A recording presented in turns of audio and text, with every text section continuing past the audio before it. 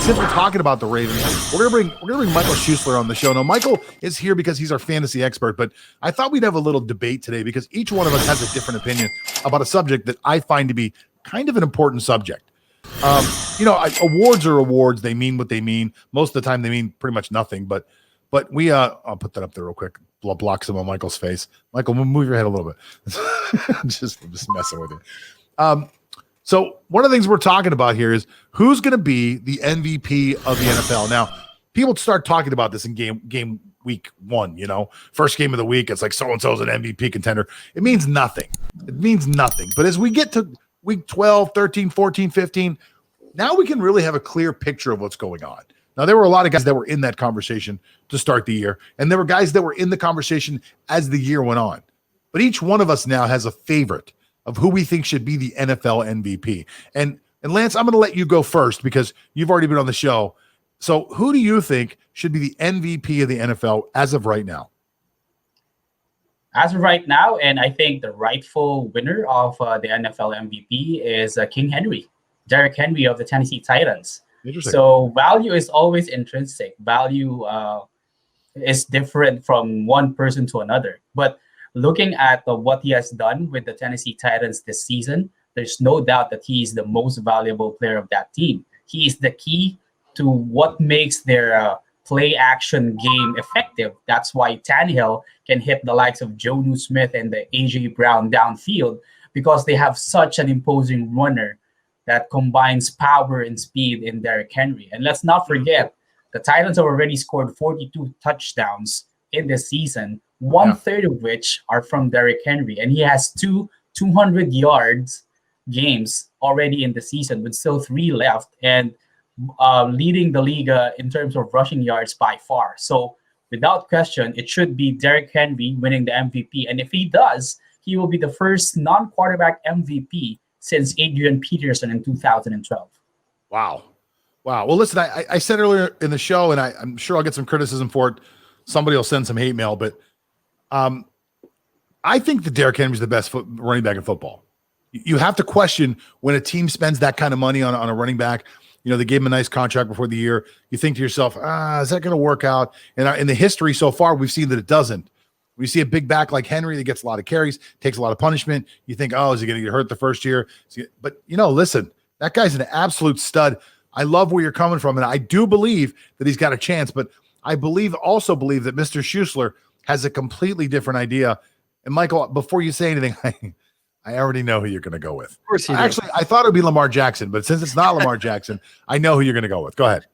To tell you the truth, if Lamar plays like he does and has 100+ rushing yards to finish out the season and the Ravens win out and they make the playoffs, I think there's a fair argument to be made for Lamar to go back to back. I don't necessarily think that's going to happen, but there's a chance that could happen.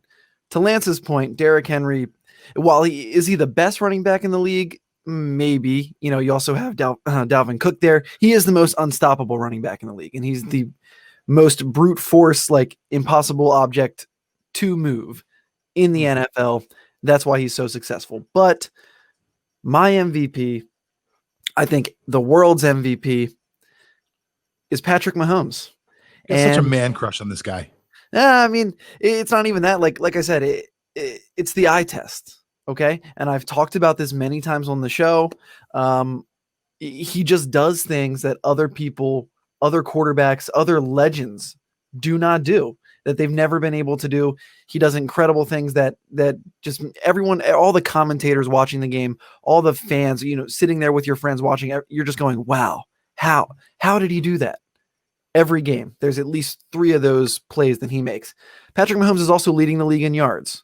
All right. He's leading the league in net yards per pass attempt. He's also supporting 2 of the top 3 yardage leaders in receivers in Travis Kelce and Tyreek Hill. So he's able to support that kind of offensive production. And also a newer stat, the total offensive production in the NFL, Patrick Mahomes and the Kansas City Chiefs lead in that category as well. But the most important category that Patrick Mahomes is leading in is the most important one for the MVP conversation, and that's W's. As they are the best team, he is the best player. It's kind of like LeBron James in the NBA. You could give it to him every year. You can give it to Patrick Mahomes every year. I kind of think he deserves it, especially with the way that they've been playing.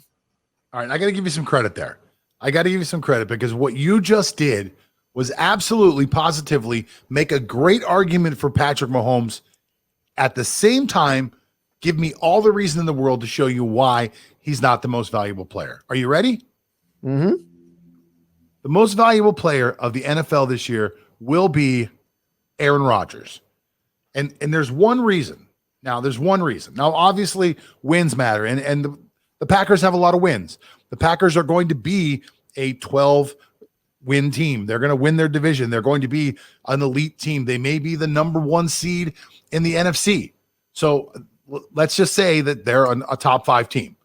Let's just say that Aaron Rodgers' statistics match up with Mahomes. They're pretty comparable. They're very good. Mm-hmm. But here's the biggest difference, and you just pointed it out. Aaron Rodgers' support staff and the people that he throws the ball to, aside from his one superstar, are nameless, faceless people. Aaron Jones. Okay, they have an okay running back. Top 5. Okay, he's a top 5 running back in the NFL. Come on. He's an okay running back. He's a talented running back who is even more talented because he's playing with a Hall of Fame quarterback. Look at Le'Veon Bell. Le'Veon Bell was very, very good when he played with Ben Roethlisberger, wasn't he? He's washed now up. Who is he? Now who is he? He's old. It's because he's carried the ball 2,000 times in his career. You can't play. No, now but look, it's pretty easy. Now who is he? I mean, if you play with a superstar quarterback, you become a better running back. When you play with an offense that is as explosive as that, where people have to back up because your boy that you bet on every weekend is going to score the first touchdown of every game. Yeah. I mean, like you can't possibly tell me that anybody in the league has done so much with so little. And to me, that's where value comes in when someone says the most valuable player of the NFL. At one point, I made a small argument that Ben Roethlisberger should be in the conversation, not that he should win, but in the conversation because you can see value in him not being there as opposed to him being there. Absolutely. Patrick Mahomes is a fantastic player. He's an extremely talented individual. But if you watch that Dolphin game last week, he's also a very flawed player. You would never see Aaron Rodgers take a 30-yard sack. You would never see Aaron Rodgers throw three interceptions, those horrible interceptions that he threw in that game. He did not look good against the Dolphins. 2 of those hit off the defender's hands. Let's be fair. And Xavier Howard made an amazing play in the other. And if Xavier Howard doesn't make that amazing play in the end zone to pick off Patrick Mahomes, that's just another Tyreek Hill touchdown. And the reason Patrick Mahomes is able to take a 30-yard sack is because he's playing a video game. He's like playing Madden. I mean, that's a Madden play when you're just scrambling around trying to make something happen because he's having that much fun, because he's just head and shoulders above everyone else, that he can do stupid things like that and just make it look like, oh, okay, a 30-yard sack. I couldn't agree anymore. That touchdown, that touchdown he threw to Travis Kelce when he rolled out to the right, kept rolling. All he did was create a video game angle to get Kelce open. It was brilliant. Watching him play is a guy who learned how to play football by playing John Madden football on PlayStation. He sat there forever, ran around as Michael Vick or whoever the hell was the fastest quarterback whenever he was young, and that's how he learned how to play quarterback. I couldn't agree anymore. Aaron Rodgers is the most valuable player. Valuable, not the most talented, not the best, the most valuable player in the NFL. Lance, what were you going to say? Yeah, I think the only knock against Aaron Rodgers is that he has been let down by his defense too often. So when it comes to the wins debate, I guess Patrick Mahomes would win that. But I would like to put Michael on the spot. Is there any flaw to your man crush, Patrick Mahomes? The only flaw that Patrick Mahomes has is that, like I said, he's having so much fun. I'm not crazy about that. Well, there's a whole commercial about that. He's having so much fun that sometimes he will make a stupid throw or a stupid play because he's like, 9 out of 10 times I can do this, and 9 out of 10 times he can't. So his only flaw is overreaching, but you know what? I don't even say that that's really a flaw, because I'd let him do it. I'd let him make that mistake 1 time out of 10, because the other 9 times, he's going to connect with Tyreek Hill for 50 yards. All right, listen, I just want to say something really quick. That Lance just proved my point again by saying that the only problem with Aaron Rodgers is that his defense has let him down.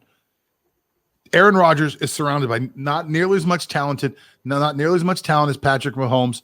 He's obviously not the beast that Travis Henry is. I still think he's the MVP. Guys, this was a great debate. Lance, thanks so much for coming on the show. We really enjoyed having you yet again. I'm going to keep Michael around for one more segment because... Touchdown!